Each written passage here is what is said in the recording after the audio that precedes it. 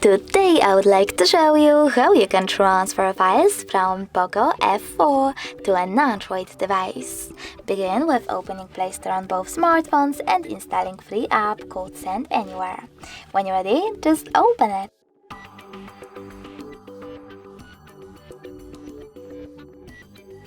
Now you need to tap on I accept, confirm, continue and allow on both smartphones. After that, choose Send on Poco and Receive on an Android.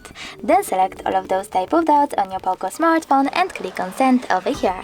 This way you will choose all of those files and send them later on.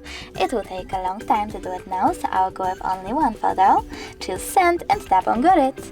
Over here on an Android, choose No Thanks and close this window. Finally, we have two ways to connect.